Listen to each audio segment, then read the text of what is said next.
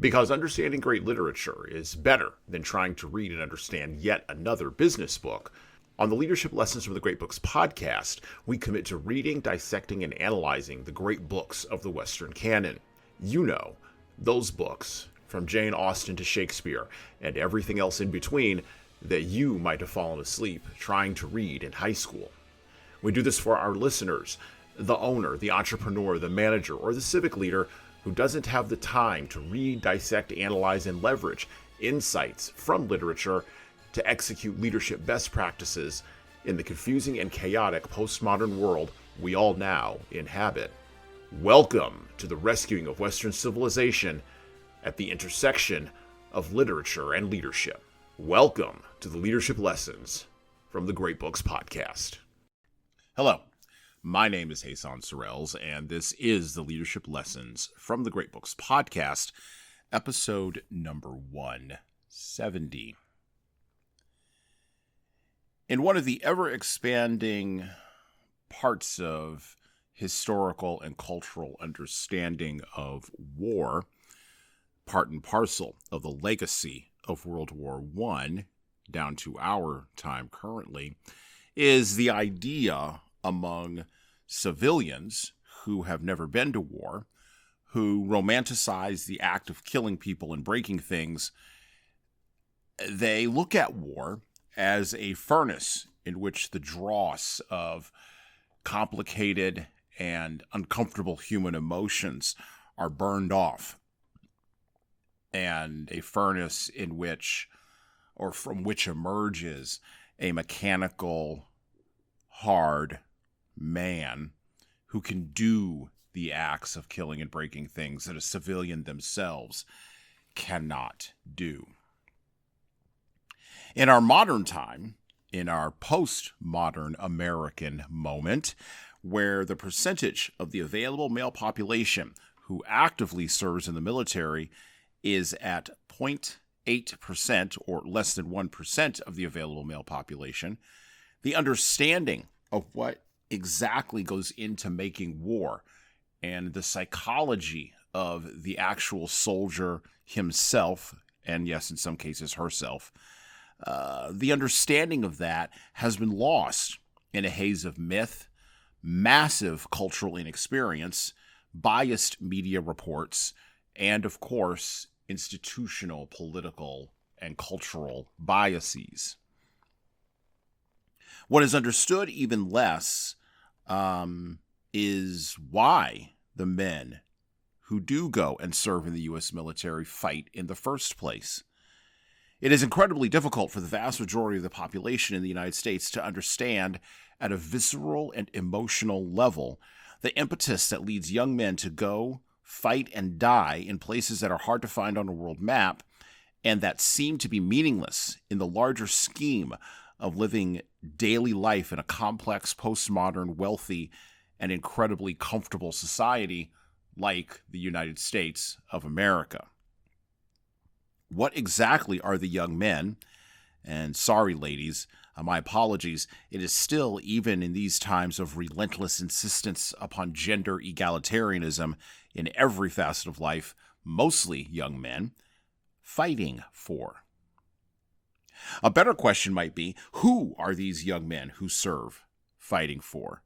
And what can civilians take as lessons from that level of visceral commitment and apply to their non-combatant lives, draped, as I already said, or drowned, depending upon your perspective, in comfort, wealth, and the most productivity out of any human civilization in the history of humanity? Today, on this episode of the podcast, we will attempt to extract multiple themes that may potentially provide a pathway to an answer to some of these questions, particularly these questions that arise from our critical, skeptical, postmodern minds. And we will be using the book today, War by Sebastian Junger. Leaders, dedication to filling and fulfilling promises with honor, even to the point of death, cannot just be a marketing position with no actual meaning and sacrifice in the real world.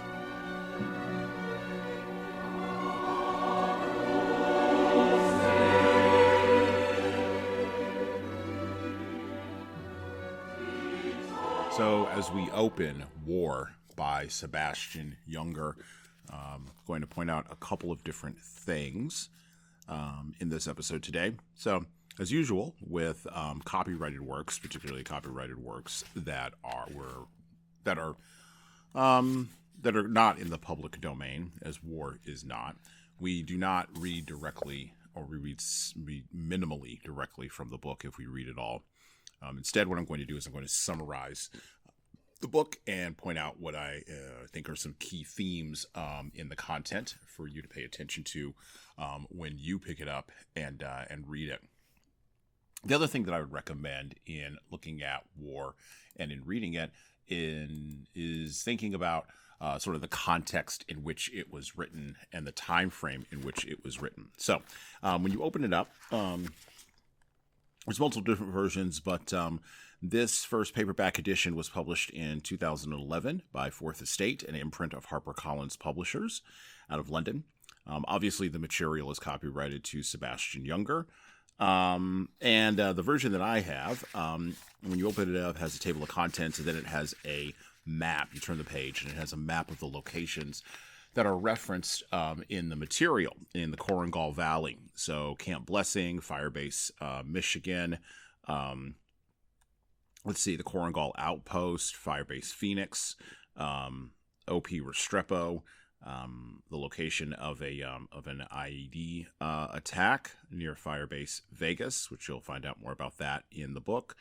Hill 1706. And like I said, OP Restrepo. By the way, I'm going to put this out there early. If you get the movie or you go see the movie Restrepo, that is a companion to this book. So this book is it is the reporting on the war, the battle in Afghanistan for the Korengal Valley that was conducted by Sebastian Junger, who at the time was writing for Vanity Fair and was an embedded journalist with the 2nd Battalion in Afghanistan, and he, along with his photographer Tim Harrington, reported as a result of their 5 trips to the Korengal Valley between June 2007 and June 2008, again for Vanity Fair magazine. That feature-length documentary that they produced is called Restrepo, and Tim Harrington is no longer alive. He actually died in I believe it was either an IED attack. I think it was an IED attack, if I remember correctly, in Syria, reporting on the Syrian civil war many years later, which of course was a knock-on effect from our efforts in Iraq. So the book is set up in the table of contents. It's set up into three parts, right? So you have book 1, Fear, book 2, Killing, and book 3, Love. And you begin to see as you read each one of these books what the themes are that Sebastian Junger is able to pull from the interactions he has with the men of 2nd Platoon. It's also interesting to note that he does not talk about politics in this book. One of the points that he makes is that it's kind of a good point, actually. He says that it's early in the first book, in Fear, when he talks about kind of who the men are. He talks about O'Byrne and the rest of the men of Battle Company. He talks about the Chinooks and the Apaches, the background of, not that background, but the folks of the 10th Mountain Division who were in that part of Afghanistan before 2nd Battalion showed up. And of course, he talks about the Taliban there. One of the points that he makes is that politics don't matter when the bullets start flying. And that's a huge point right away, or a huge theme right away, that comes out right away initially in book 1, Fear, and runs like a thread throughout the entire remainder of this book. By the way, it's also set up as a classic reportage kind of document, kind of on the line of what Joan Didion would have done, or Hunter S. Thompson, if he'd still been alive and interested in doing something like this.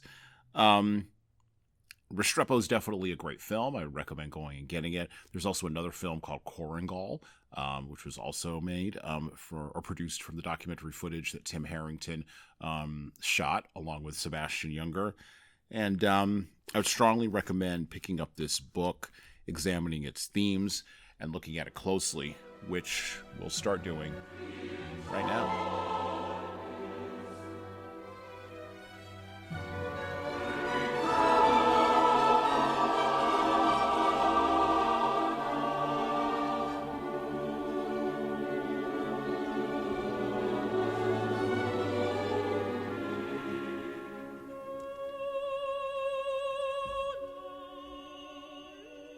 But before we jump into the themes that are in War, I want to talk a little bit about the author.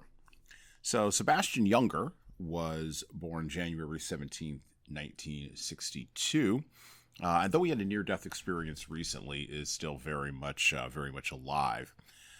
He is an American journalist, author, and filmmaker who has reported in the field on dirty, dangerous, and demanding occupations, and, of course, the experience of infantry combat.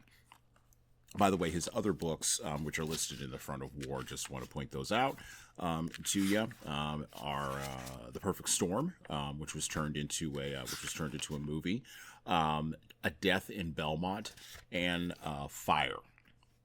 And again, he is part of that long line of reporters turned authors that winds all the way back in our history to Ernest Hemingway. Really was probably the most famous author turned reporter. Actually, reporter turned author turned back to reporter.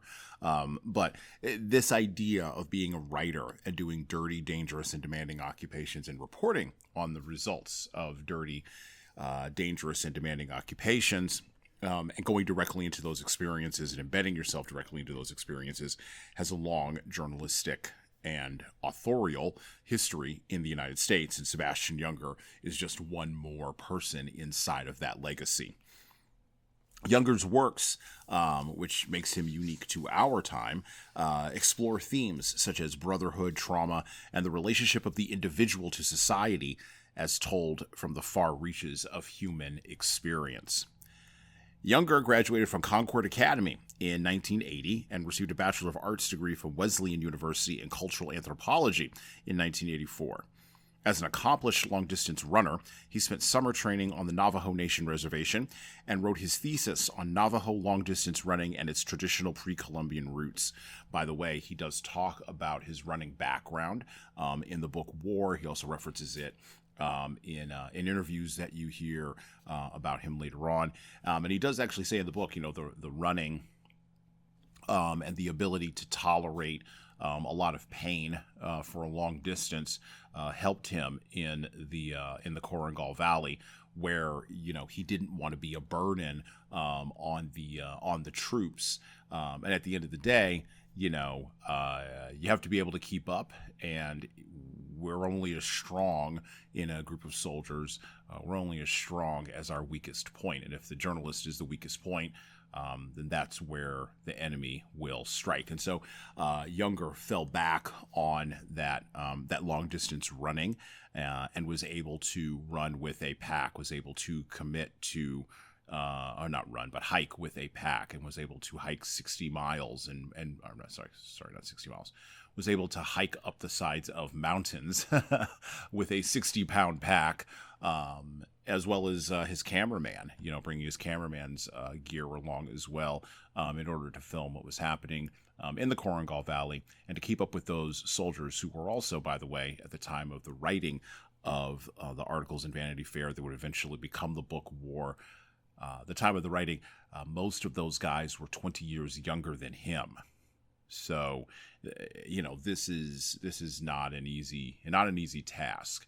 And I can tell you, as a person who's in my mid-40s, trying to keep up with folks who are 20 years younger than me, and I don't have a background in long-distance running, is always a challenge.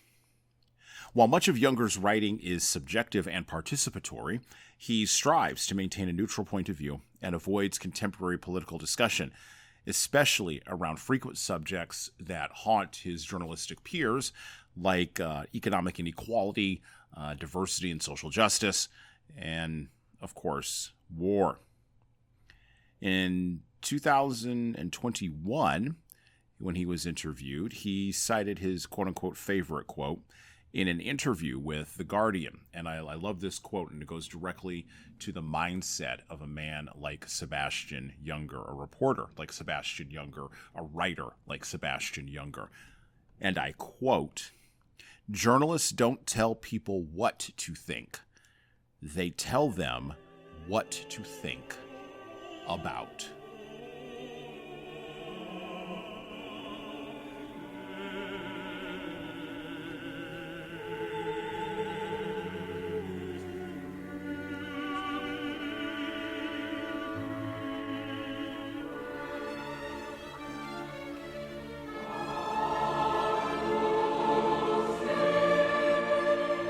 So when we look at the book War, and when we look at particularly the first book, or the first part of War, which is entitled Fear, we open up and we start with that chapter, and there's an opening description of exactly what we are getting into in the Korengal Valley in the spring of 2007 in Afghanistan.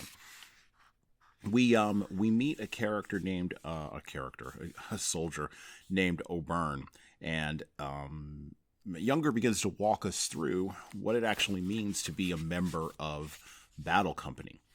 O'Byrne grew up in rural Pennsylvania, and he played Army for many years as a kid.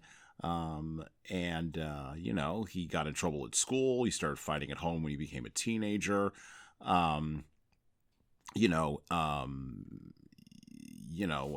O'Byrne's father shot him twice with a .22 rifle.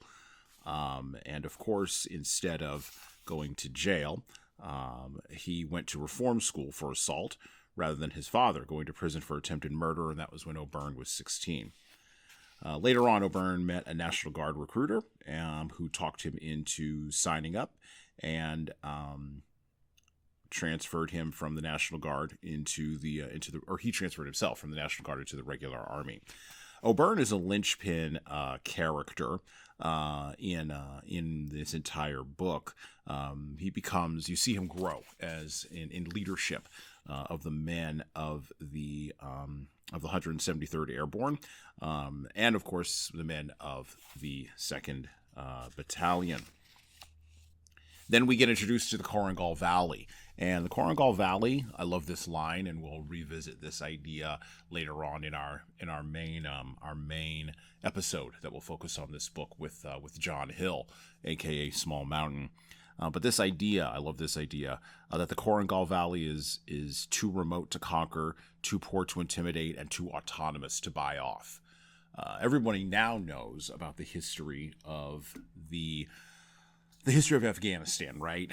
And we'll talk a little bit about that later on in the next section here. But this part of Afghanistan is so remote that the Soviets didn't even get to the mouth of the valley, or didn't make it past the mouth of the valley when they invaded in the 80s, and the Taliban didn't dare go in there at all. Only the Americans were stupid enough to go, or brave enough, depending upon your perspective, to go into the Korengal Valley. Then we continue to meet the other men of 2nd Platoon, including 2nd Platoon Sergeant, a career soldier named Mark Patterson, who was 30, a full 12 years older than the youngest man in 2nd Platoon. And then we meet Sebastian Junger, and we'll talk about his arrival into the platoon and how he was integrated into their group. And then, of course, the fighting starts, and the bullets start flying. The patrols start exiting Firebase Phoenix, and they begin engaging the enemy during the summer of 2007. By the way, a summer where it is 100 degrees every day, and tarantulas invade the living quarters of the American soldiers, and presumably the Taliban fighters as well, but the American soldiers to get out of the heat. There's also a time when they're carrying so much gear and they are fighting so hard that the smell of their sweat is the smell of ammonia, because they're actually breaking down muscle rather than just straight sweat. This first book, Fear, sets up what's going to happen in books 2 and 3, Killing and Love, and it gives you an idea of exactly what it is that you're getting into when you go into war in Afghanistan.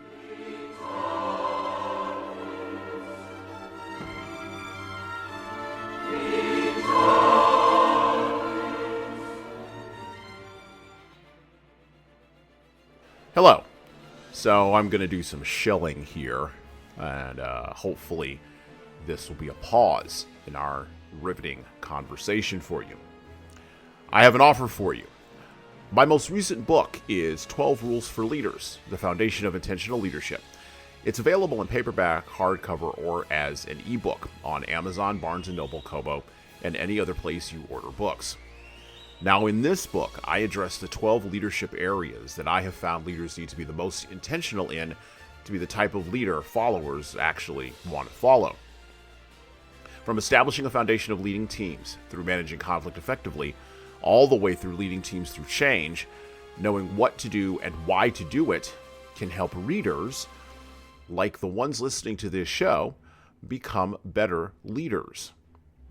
Look, reading this book and living it is like getting coaching from me directly without having to pay my full coaching rate. Head on over to leadershiptoolbox.us, that's leadershiptoolbox.us, and scroll down the homepage and click on the Buy Now button to purchase in hardcover, paperback, and Kindle format on Amazon 12 Rules for Leaders, the foundation for intentional leadership. And that's it for me. Now back to the show.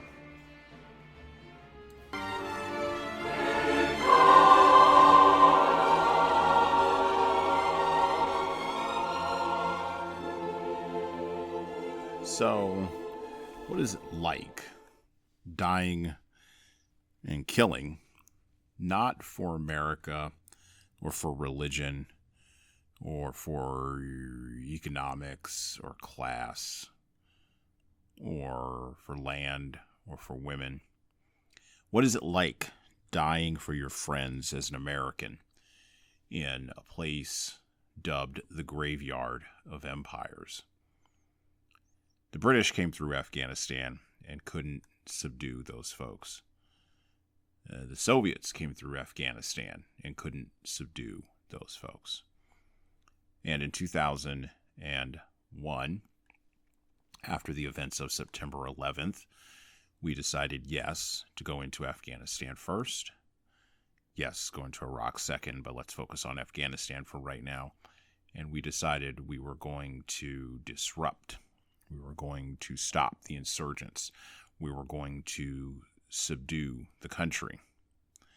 Of course, 20 years later, we would exit in great power ignominy. We're not going to talk about that today. And the people that we sent there were not the same people that we sent to wars in the previous years of the 20th century. These weren't young Gen Xers going to the Iraq War in the early 1990s, or Somalia, or Sarajevo. These weren't soldiers in the Vietnam era.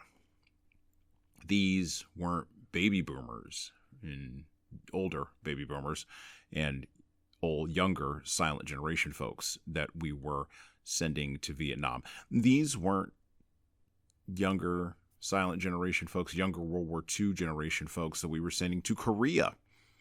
And of course, these weren't Great Depression babies who were just grateful for 3 hots and a cot and would very happily go to Europe or island hop across the Pacific in World War II. The war in Afghanistan that went on from 2001 to 2021 was not Vietnam. It was a war not of conscripted soldiers and low intelligence draftees forced by social or cultural norms to sign up. This was not that. That was not these people. These men were not the same men that had signed up for wars to go fight wars for America in other places in the past. Matter of fact, if you ask these men, they weren't fighting the war for America at all. They were fighting the war for an entire myriad of reasons, and America was very low on the list. This is a challenge of modern warfare because we have smaller and smaller troop groups being asked to do more and more dangerous work. It used to be that you could mass troops at an inflection point, and get some result. That was one of the principles of World War I. It was a follow-on principle from World War II, and was still held to be a principle in Vietnam. But over the course of time, what has happened, at least in the U.S. military, is that holding a position has become less about a mass of people to an inflection point, and is more now about the intelligent application of force, technological force, cyber force in our time, and of course personnel force, to any given threat. But just like in any war, in any time, in any era, the young men performing these acts, holding this position, shooting people and breaking things, they aren't doing it for political reasons or even for social reasons or cultural reasons. They're doing it because it's a job with their buddies. And I think we're going to have to wrap our brains. I think we've already wrapped our brains around this, but the knock-on effects of this shift, this change, this momentous move in how we actually conduct war and the psychology of the people who conduct it has not been fully appreciated by the non-war-making, non-war-fighting public.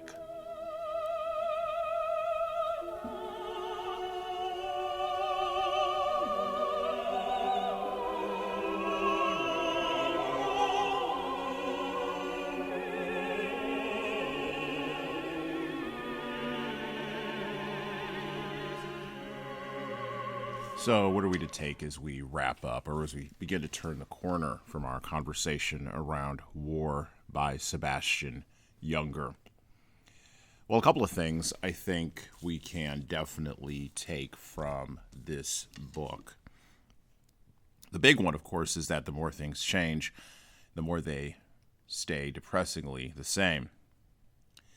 The United States lost nearly 50 soldiers in the Korengal Valley, specifically at OP Restrepo.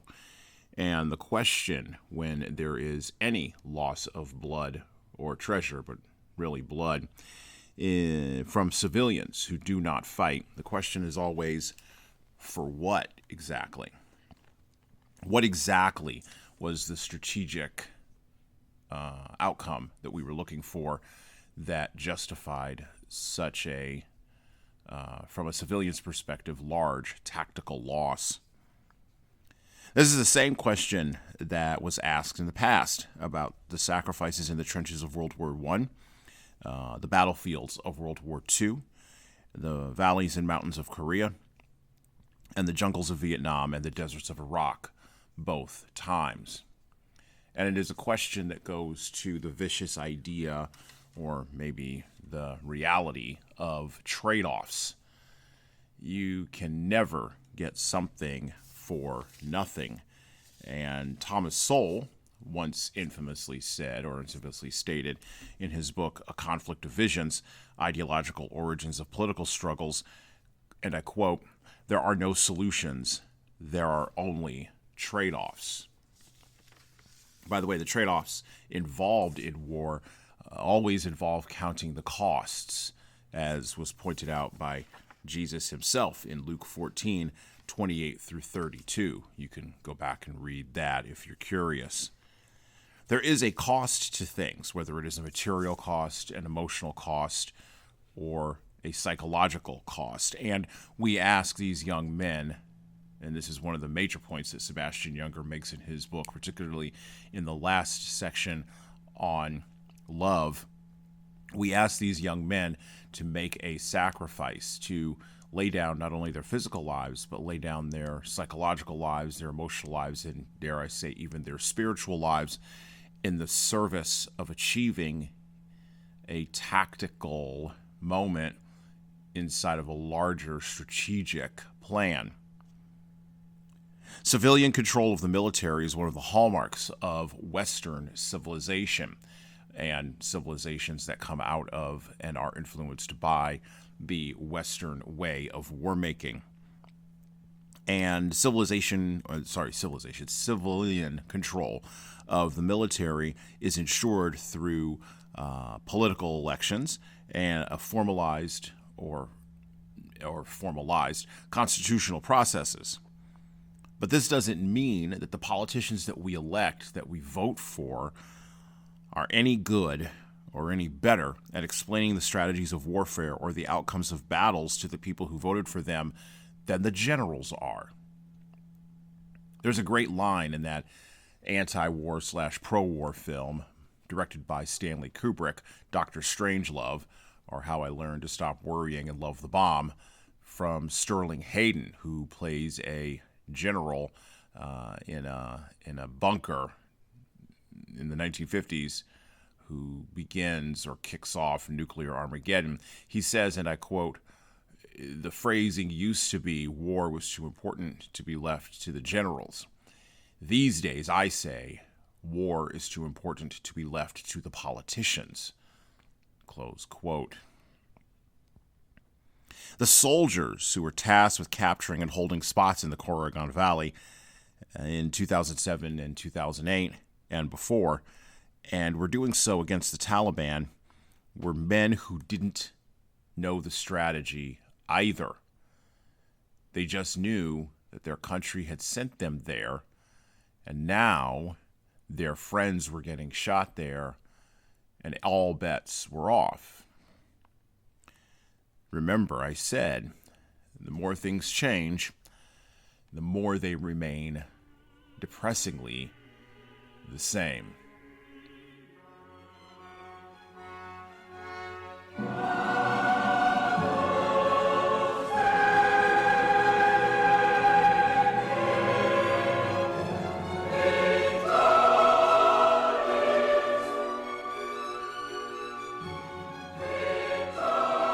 I was recently reminded of an idea that was buried in the book Starship Troopers by the great Robert Heinlein, whose book, A Stranger in a Strange Land, we covered on the podcast this season. You should go back and listen to that episode. The idea in Starship Troopers that Heinlein was rebelling against, himself a veteran of the United States military, the idea that he was pushing back against was this one. And it comes in a quip that typically comes from well-meaning or emanates from well-meaning civilians who really don't know anything about war at all. The quip is, violence is never the answer. Adults, particularly adults employed in the K through 12 education system in America, often deliver this bromide to children. The sentiment behind such an aphorism is admirable, and I think Heinlein would agree with me on this, but just because it is admirable, that doesn't make it correct or particularly useful. Sometimes, and I'm saying this as a person who is and has worked in the mediation and peacemaking space, sometimes violence is the answer. It just depends upon what the question is. And we in the United States, we are at a weird inflection point where the things that happened 20 years ago and the people who did those things and made those decisions are increasingly going to be framed and perceived as quote-unquote old or quote-unquote irrelevant. And the men who were boys 20 years ago in the Korengal Valley are going to be framed this way as well. By the way, at the time of this recording, the news broke that the former vice president of the United States, who was part of the decision-making matrix that the civilian population voted for, that then sent those young men to the Korengal Valley, a gentleman named Dick Cheney, has passed away. He was 84 years old. Died, I suspect, peacefully in his bed.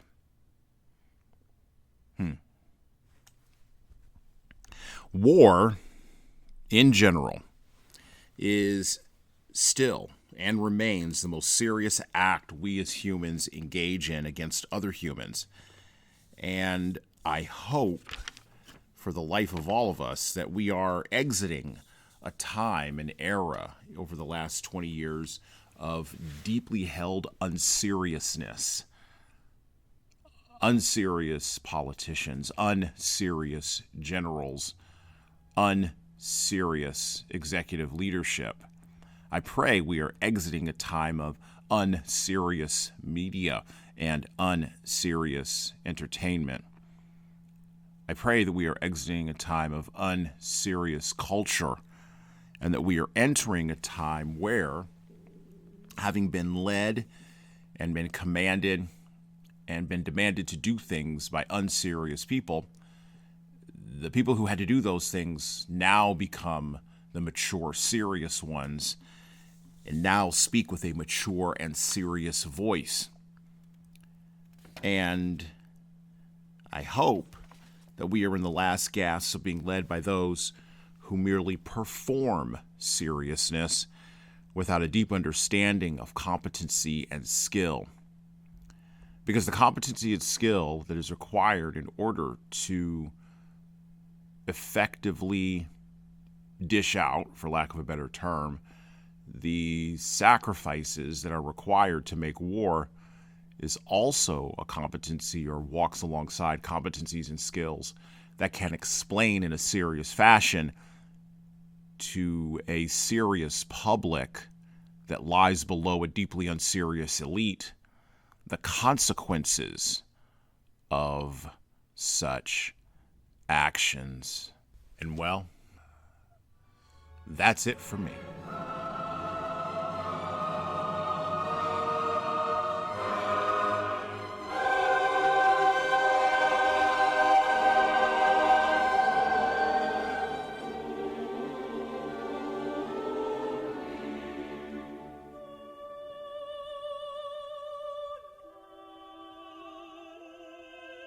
Thank you for listening to the Leadership Lessons from the Great Books podcast today. And now that you've made it this far, you should subscribe to the audio version of this show on all the major podcast players, including Apple iTunes, Spotify, YouTube Music, and everywhere else where podcasts are available. There's also a video version of our podcast on our YouTube channel. Like and subscribe to the video version of this podcast on the Leadership Toolbox channel on YouTube. Just search for Leadership Toolbox and hit the subscribe button there on YouTube. And while you're doing that, leave a 5-star review if you like what we're doing here on Apple, Spotify, and YouTube. Just go below the player and hit 5 stars. We need those reviews to grow, and it's the easiest way to help grow this show. And tell all your friends, of course, in leadership. By the way, if you don't like what we're doing here, well, you can always listen to another leadership show. There are several other good ones out there. At least that's what I've heard. All right. Well, that's it for me.